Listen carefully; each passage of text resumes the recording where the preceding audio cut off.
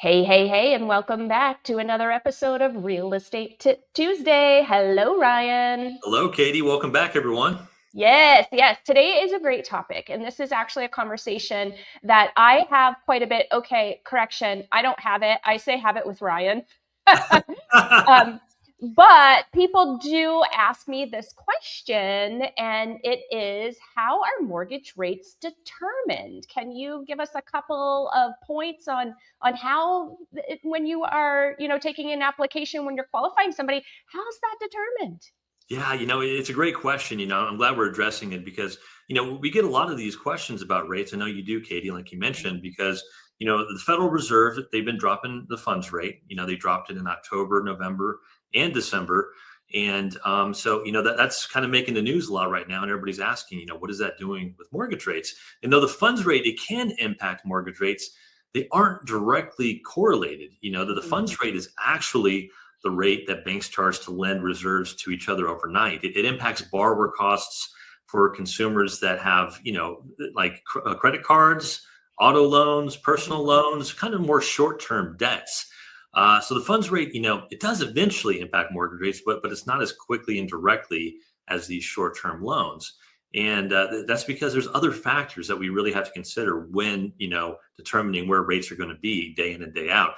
And the biggest one, I know we talk about this a lot during our market updates, is inflation. Yeah.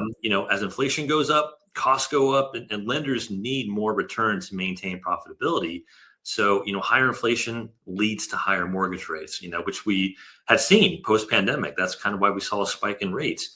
And, as we've been seeing a drop in inflation over the past 2 years, but we're seeing mortgage rates drop with it and improve. So that's a big factor. The other big factor is really it's the bond market, especially the 10-year Treasury bond, because it gets kind of complicated. But when mortgages, they're bundled into securities and they're basically sold in the secondary market, and they're traded like a 10-year bond, but they're more risky. If you're missing payments or foreclosures, it could be bad for the investors that buy these. So the rates are usually 1% to 2% higher than the Treasury bonds that are out there. So if these bonds, like the Treasury bonds, go higher, mortgage rates have to follow suit. So it does get complicated, but I've been doing this for 20 years and I'm still learning everything that impacts mortgages day in and day out. But the bottom line is, it's not just the Federal Reserve's fund rate. That's kind of more of a lagging indicator, but inflation and these Treasury rates, they do have the biggest impact. Yeah, absolutely. And thank you for that very clear, very thorough, down to earth, regular people explanation.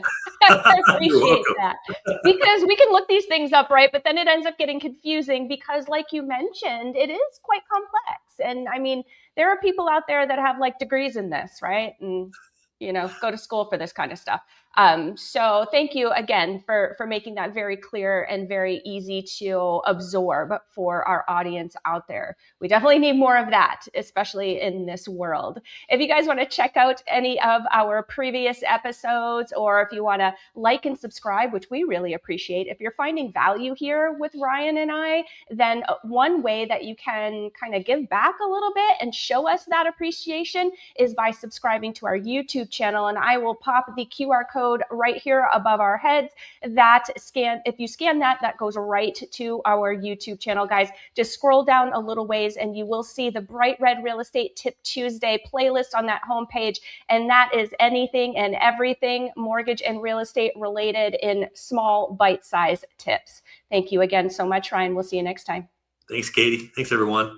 Bye. Bye. Looking for the right home loan can be overwhelming, but it doesn't have to be. Hi, I'm Ryan Gilliam, an Arizona native with 20 years of experience helping families find the best mortgage solution for their needs. Whether you're a first-time home buyer or refinancing, I make the process simple, stress-free, and tailored just for you. I help you access better rates, offer guidance tailored to your goals, and make the mortgage approval process easier every step of the way. Your best mortgage starts with the right partner. Let's make your home goals happen.